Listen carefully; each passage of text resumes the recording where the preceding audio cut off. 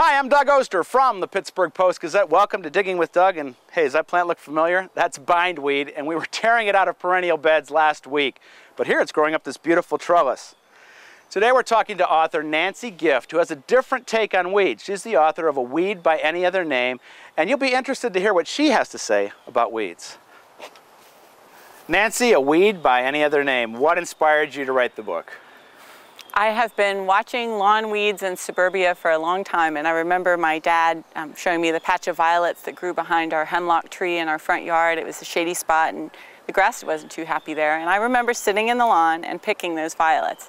And then somehow after liking botany, I ended up in weed science grad school where they were telling me to kill the violets. And between the two, there was a really big disconnect, and it took a few years for that disconnect to come out in words, but when it did, it was this book. Tell me a little bit about your take on weeds, and it is a different take on weeds. I think that, I know that weeds can sometimes be a problem, and I know that some weeds are beautiful.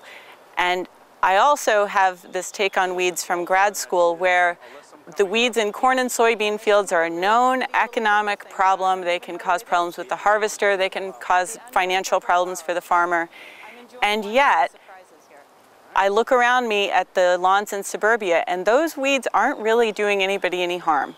And so I thought weeds really deserved a fair shake as individuals in the place that they choose to live in, rather than just something that's always a problem. And in your lawn, I see we've got lots of clover, and you say that's a good thing. That's a very good thing. In fact, originally lawn seeds, all seed mixes were seed mixes instead of just grass, and they included clover. And clover contributes nitrogen to the grass. There's a symbiotic relationship between clover and its soil bacteria. The soil bacteria fix nitrogen from the air, and then the grass, which grows near the clover, can use it. The clover was considered beautiful up until the moment when they invented 2,4-D, and they discovered that 2,4-D didn't kill the grass, and that was great, but it does kill clover. And they began an advertising campaign telling us that clover was a weed, and that if you have it in your yard, it's not called a lawn plant, it's an infestation. So tell me exactly what 2,4-D is. 2,4-D is the herbicide that's most commonly used in lawns. It's available in home lawn care products over the counter. It kills broadleaf weeds. It does not kill grass, and so that's why it's useful. It's a part of the herbicide Agent Orange that was used in the Vietnam War, and it's been linked with leukemia in the people who apply it professionally. And then one weed that we are trying so hard to kill is actually a good thing for us. Yes. Dandelions are just a delightful green. They have nutritious greens.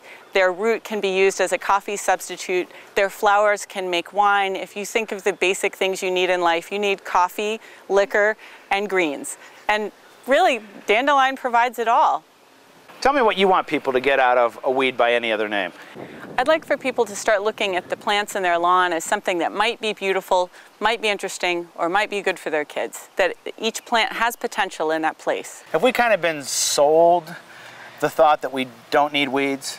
Yes, I definitely think that weeds were, because they were free, at some point they became sort of a low-class item. Weeds were a symbol of being lower class. They were a symbol of being poor. And eating weeds is even sort of a symbol of being poor. Euell Gibbons in Stalking the Wild Asparagus. He's so poor he had to eat weeds. But then he grows up to appreciate them anyway.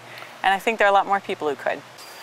Well, we've got a change in the weather coming, as usual in Digging with Doug. Somehow rain has to come into it. Next week, it's the summer garden tour. You might have saw our spring garden tour a few weeks ago. And remember, if you have a gardening question for me, log on to www.post-gazette.com/homes and click on the gardening forum button. And that's also a place where you can tell me what you'd like to hear on Digging with Doug. Right now, I'm going to go out and look at some more weeds. See you next week. They enjoy making clover chains, and it inspires their imagination. This is one of my favorite kid weeds. This is plantain, and kids say, "Mama had a baby," and its head popped off.